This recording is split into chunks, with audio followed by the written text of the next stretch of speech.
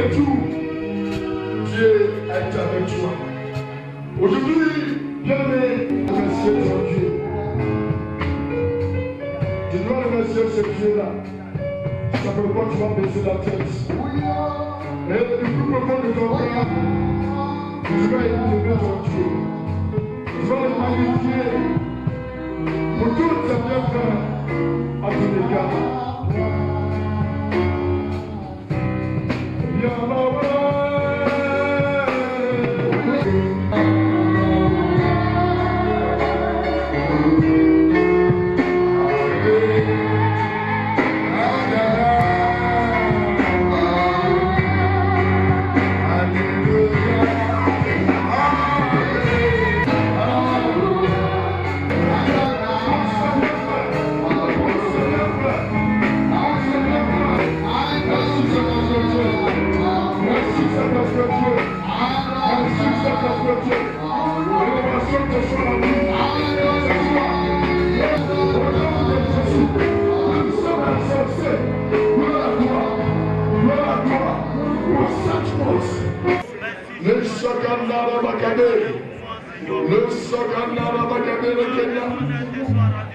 merci Saint-Esprit, à toi, l'élévation te soit rendue.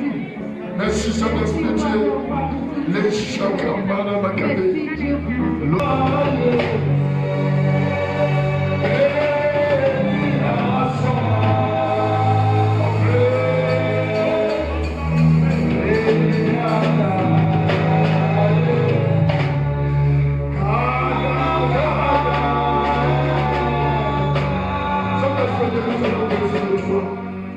Nous avons besoin de toi. Les camarades Makabé, les Kenama Sakabo. Les Sakana Makabé.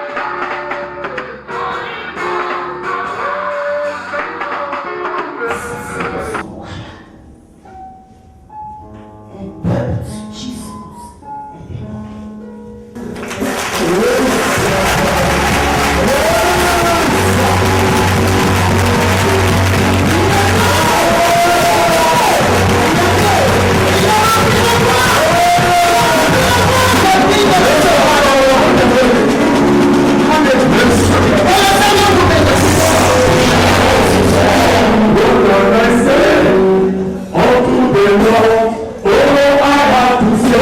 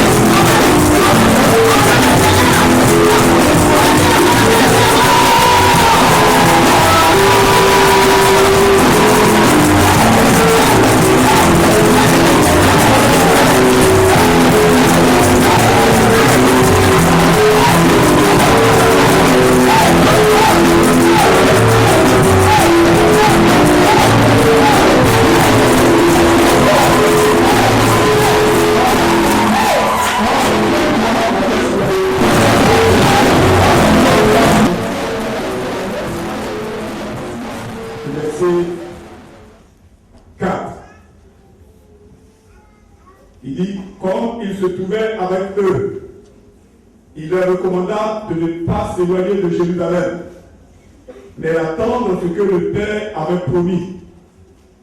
Ce que je vous ai annoncé, leur dit-il. Amen. Il leur recommanda d'attendre ce que le Père avait promis. Ce que je vous ai annoncé, leur dit-il.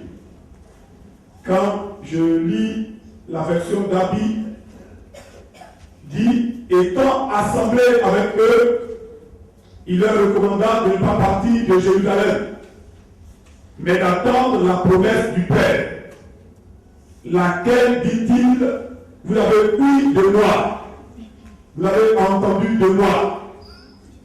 C'est notre Seigneur Jésus qui donnait ses dernières recommandations à ses apôtres ou aux apôtres, à ses disciples, avant de monter, avant ce qu'on appelle l'ascension. Et il a passé 40 jours avec ses disciples. Après ces 40 jours, il est monté au ciel. Et avant de monter au ciel, il a dit de ne pas s'éloigner de Jérusalem, de ne pas aller ailleurs, mais de rester à Jérusalem, parce que Dieu lui a fait une promesse. Et cette promesse, il doit l'attendre à Jérusalem. Alléluia. Et il leur demande de ne pas quitter Dieu, mais d'attendre que son Père leur accorde le don qu'il leur avait promis pour l'Église, afin que cet don soit utilisé pour son Église et par son Église. Alléluia. Et donc ce soir, je vais parler. Ils sont restés à attendre Dieu parce qu'il a fait la promesse de leur faire des dons. Et les disciples sont restés là à Jérusalem. Et la Bible dit que Actes chapitre 2, à partir du verset 1, il dit quand le jour de la Pentecôte arriva, ils étaient tous rassemblés au même endroit. Ils étaient tous rassemblés au même endroit. Tout à coup, un grand bruit suivait du ciel. C'était un vent violent qui s'abattait sur eux et remplissait toute la maison où ils se trouvaient assis. Au même moment, il vit apparaître des sortes de langues qui ressemblaient à des flammes de feu. Elles se séparèrent et allèrent se poser sur la tête de chacun d'eux. Alléluia. Aussitôt, ils furent tous remplis du Saint-Esprit et commencèrent à parler dans différentes langues, chacun s'exprimant comme le Saint-Esprit lui donnait de faire. Alléluia. Dieu l'a dit, attendez à Jérusalem. Et Christ, et le chapitre 2 dit, ils sont restés à Jérusalem. Ils étaient rassemblés à Jérusalem, assis dans un même endroit, espérant en la promesse de Dieu. Alléluia. Et il y a eu un vent. La terre a tremblé sur le lieu où ils étaient, et des langues semblables à des langues de feu sont descendues sur chacun. Et quand ces langues sont descendues sur chacun, ils ont commencé à parler en nouvelle langue parce que le Saint-Esprit de la Saint-Esprit te remplit. Il te fait des dons. Amen. Alléluia. Et nous avons tous été baptisés du Saint-Esprit. Ayant été baptisés du Saint-Esprit, il est clair qu'en chacun d'entre nous, il y a des dons. Alléluia. Car le Saint-Esprit vient, mais il vient avec des dons. Mais il y a quelque chose que beaucoup de chrétiens ne savent pas. Et même beaucoup d'églises l'ignorent. Et c'est ce qui fait que nous sommes en danger. Amen. L'un des grands problèmes est que l'Église est passée à côté de l'une des plus grandes vérités que Jésus-Christ a enseignées. Les gens connaissent les Écritures, ils peuvent les réciter par cœur, mais ils ont manqué la vraie vérité de la parole. Et cette vraie vérité concerne le Saint-Esprit. Alléluia. Expérimenté par tous les chrétiens. Toute personne née de nouveau qui est baptisée doit expérimenter le baptême du Saint-Esprit. Alléluia.